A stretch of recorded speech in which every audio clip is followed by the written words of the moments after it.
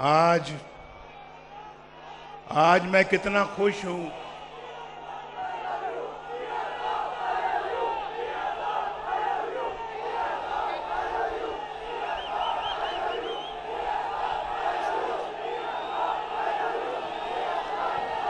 पहले आप दिल भर के नारा लगा लें, फिर मैं जवाब दूंगा।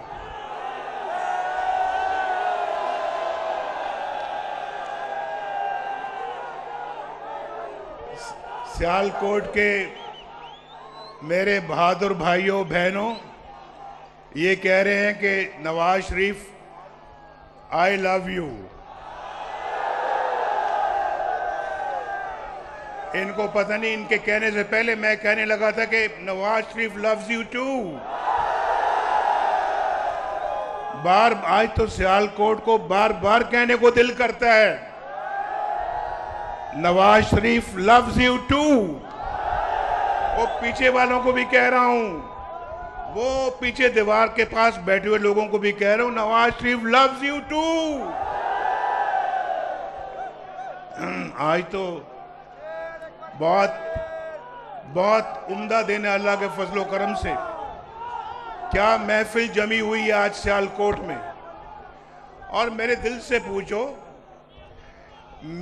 से पूछो तो भाई सियालकोट जो है ना, सियालकोट ये बावफा लोगों का शहर है। ये मैं ऐसे कोई बात नहीं कर रहा, मैं वाकईतन बावफा लोगों का शहर है सियालकोट। और सियालकोट का नाम पूरे बड़े सगीर में गूंजता है।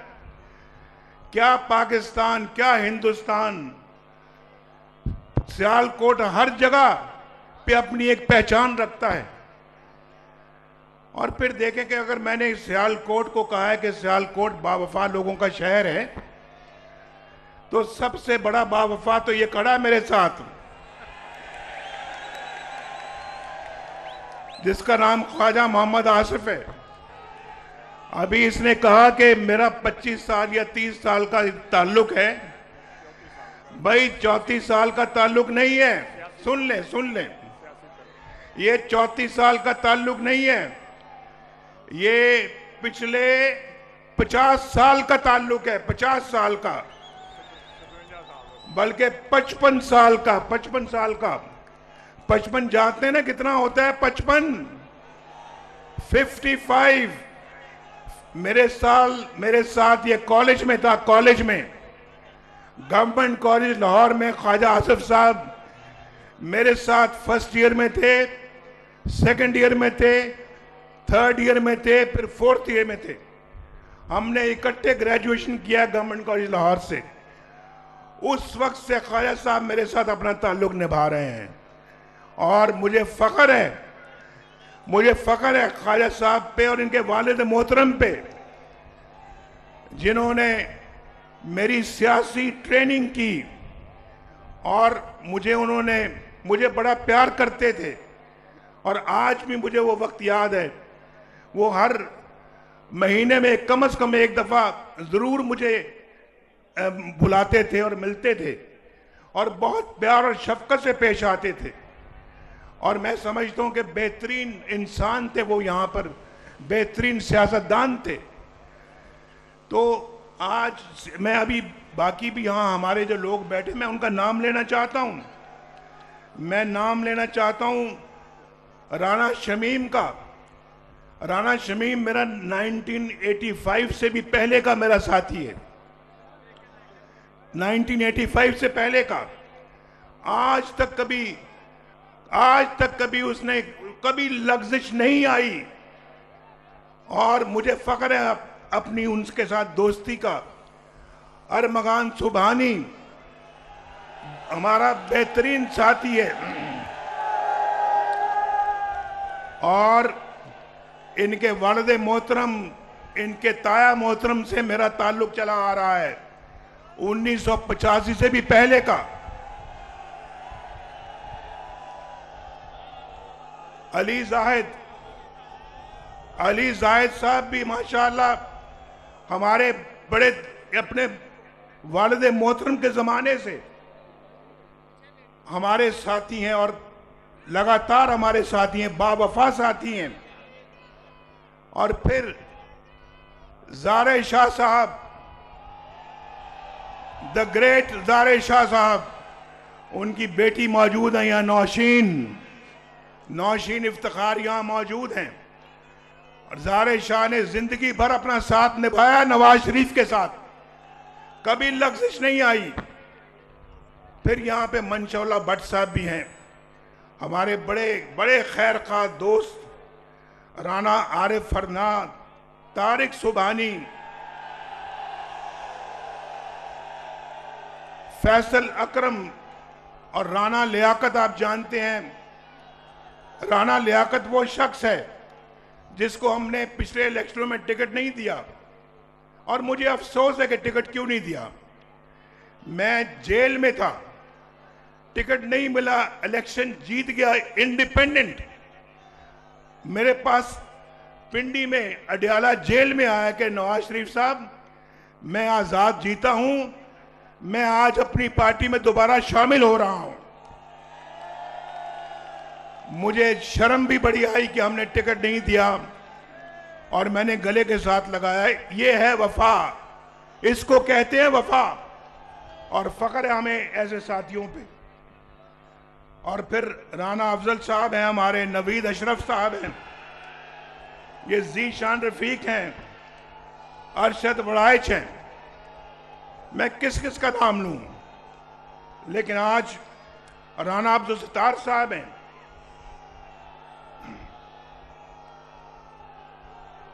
माशाअल्लाह लगता है कि आप अपना उनके हलके से आए हुए हैं। आज सियालकोट आने से पहले ना भाई दोस्तों, जरा गौर से मेरी बात सुनो। सियालकोट आने का जब हम फैसला कर रहे थे, कल मैंने ख्वाजा साहब से बात की। ख्वाजा साहब को कहा, मैंने ख्वाजा साहब कितने बजे पहुंचना है, हमने कितने बजे आना है? कहने लगे कि आपने 2 और 2:30 के दरमियान आ जाएं आप। तो मैंने कहा कि कैसे आए, बाय रोड आए या जहाज पे आए या हेलीकॉप्टर पे आए? 3 ऑप्शन थे हमारे पास। भाई आप जरा पीछे हो जाए भाई, देखे ना, नवाज शरीफ हमेशा अपने अवाम के मसले हल कराता है। तो मैं ये कह रहा था आपसे,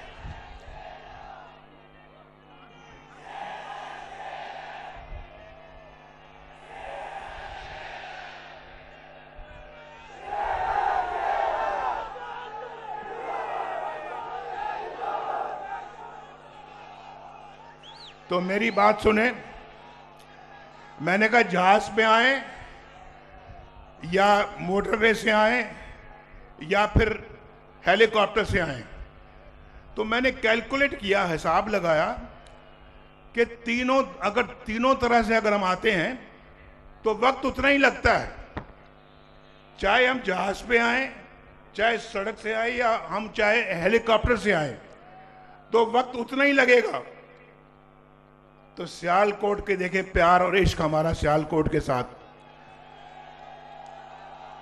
सड़क से भी उतना ही वक्त, जहाज पे भी उतना ही वक्त, हेलीकॉप्टर से भी उतना ही वक्त, और जब ट्रेन बनेगी ना, जब ट्रेन सियालकोट आएगी तो इंशाल्लाह वो भी उतना ही वक्त लगेगा।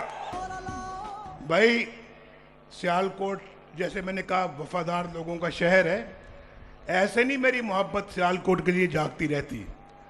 जब मैं बाहर से आया हूँ लंदन से, पूछो, ख्वाजा साहब खड़े हैं यहाँ पे, मैंने कहा ख्वाजा साहब मैंने सियालकोट आना है, मेरा बड़ा दिल करता है मैं सियालकोट आऊं, मैं सियालकोट को बड़ा मिस करता हूं। और सियालकोट से मुझे बड़ा प्यार है, इश्क है। और फिर मैंने वहां पे चेंबर से बात करनी है, उसके बाद आपके घर आना है और वहां आप अपने अच्छे कारकुनों को बुलाएं, उनसे बात करूंगा मैं, और मैं उनसे कहूंगा, मैं मोटरवे में पहली दफा मैं उस दिन आया यहाँ पे, मोटरवे हमने बनाई लेकिन उसका इफ्तिताह का मुझे मौका नहीं मिल सका। उस मोटरवे को मैं, जो बनी है मोटरवे, ख्वाजा साहब आपको मैं बताता हूं, और सियालकोट के हमारे बाकी भी साथी बैठे हैं, आप भी हैं, वो मोटरवे उस मेयार की नहीं है जिस मेयार की नवाज शरीफ बनाना चाहता था। उसमें रेस्ट एरियाज होने चाहिए थे, वो बेहतरीन एक इंटरनेशनल स्टैंडर्ड की मोटरवे होनी चाहिए थी, उसकी क्वालिटी बड़ी अच्छी होनी चाहिए थी। मैं टू बी ऑनेस्ट, मैं मुतमईन नहीं हुआ मोटरवे पे आके। इस मोटरवे को इंशाल्लाह हम दोबारा बनाएंगे और फिर जैसे मैंने अभी कहा है कि इंशाल्लाह हमारे मंसूबे में है कि हम लाहौर से सियालकोट एक बेहतरीन ट्रेन सर्विस, रेलगाड़ी चलाएंगे और सियालकोट वालों को हर ऑप्शन देंगे कि अपनी इंडस्ट्री को बढ़ाएं, अपनी यहाँ पे पैदावार को बढ़ाएं और पाकिस्तान और पाकिस्तान से बाहर मुल्कों में बेहतरीन जरिया मवासलात। बस भाई, बस ठीक है, ठीक है, ठीक है, ठीक है।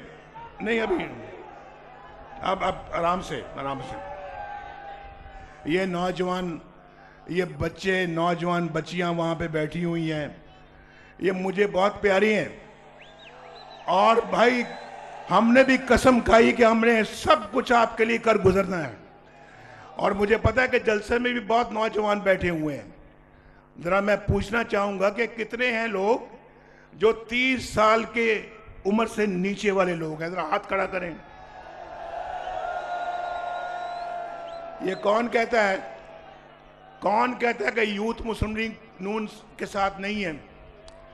कौन कहता है कि यूथ हमारे साथ है? ये बताओ यार, एक दफा फिर जरा हम सबको दिखाओ। 30 साल से कम उम्र वाले हाथ खड़ा करें। ये तो सारा जलसा ही 30 साल से कम उम्र वाला है।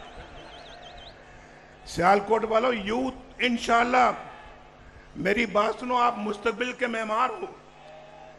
इंशाल्लाह हम अपनी ऐसा प्रोग्राम बनाएंगे, इन नौजवानों को जिनके हाथों में डिग्रियां हैं या कोई हुनर है, उनको इंशाल्लाह हम कर्जे देंगे, 20-20 साल के कर्जे देंगे, जो इंशाल्लाह वो अपना खुद कारोबार सेट करें, अपना खुद कारोबार बनाएं और खुद अपने रोजगार और लोगों को रोजगार दें। हमारा मंसूबा है कि इंशाल्लाह आपको अपने पांव पे खड़ा करना है। हमने अभी शहबाज शरीफ साहब ने आपसे कंप्यूटर, लैपटॉप की बात की है और आपसे टेक्नोलॉजी की बात की है, इंफॉर्मेशन टेक्नोलॉजी की बात की है, आईपैड की बात की है। वो सब कुछ इंशाल्लाह आपको मिलेगा और शहबाज शरीफ साहब ने पहले भी आपको दिया है और आइंदा हम हर नौजवान तक पहुंचने की कोशिश करेंगे, चाहे वो बच्ची है, चाहे वो बच्चा है, सब तक पहुंचने की कोशिश करेंगे। वो मेरी बहनें बैठी हैं, बेटियां बैठी हैं, जरा बताएं, आप भी बताएं, मेरी बात से मुतमईन हैं आप? हाथ खड़ा करके बताएं।